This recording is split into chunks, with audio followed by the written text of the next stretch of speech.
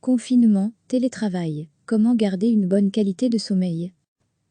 La période de confinement crée chez beaucoup d'entre nous de l'angoisse, et cela peut avoir des répercussions sur le sommeil.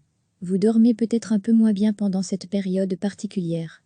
Les habitudes sont inévitablement changées. Voici quelques conseils pour préserver un sommeil de qualité. Avant tout, il faut tenter de garder un rythme de vie habituel pour espérer passer une nuit réparatrice. On pourrait avoir tendance à se lever plus tard, à aller dormir plus tard et à faire des siestes. Ce n'est pas bon. Il faut garder son rythme habituel, se lever à l'heure habituelle et aller se coucher à son rythme habituel. Si l'on fait une sieste, il ne faut pas qu'elle dure plus de 20 minutes, recommande Albert Lachman, médecin spécialiste en médecine du sommeil aux cliniques de l'Europe.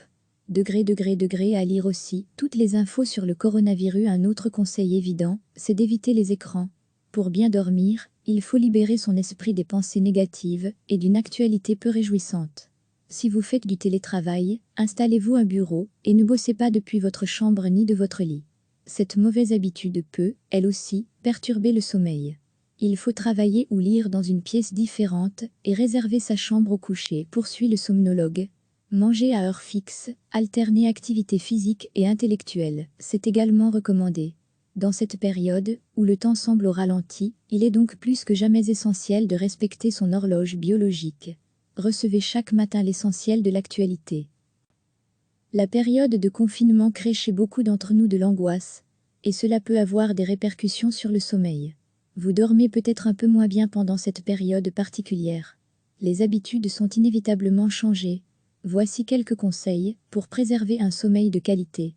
Avant tout, il faut tenter de garder un rythme de vie habituel pour espérer passer une nuit réparatrice. On pourrait avoir tendance à se lever plus tard, à aller dormir plus tard et à faire des siestes. Ce n'est pas bon. Il faut garder son rythme habituel, se lever à l'heure habituelle et aller se coucher à son rythme habituel. Si l'on fait une sieste, il ne faut pas qu'elle dure plus de 20 minutes, recommande Albert Lachman, médecin spécialiste en médecine du sommeil aux cliniques de l'Europe. À lire aussi toutes les infos sur le coronavirus. Un autre conseil évident, c'est d'éviter les écrans.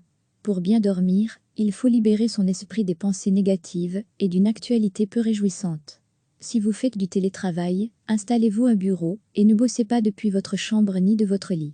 Cette mauvaise habitude peut, elle aussi, perturber le sommeil. Il faut travailler ou lire dans une pièce différente et réserver sa chambre au coucher, poursuit le somnologue.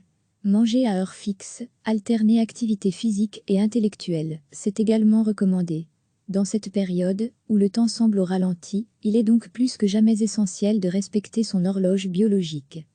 Cliquez sur s'abonner pour recevoir les dernières nouvelles.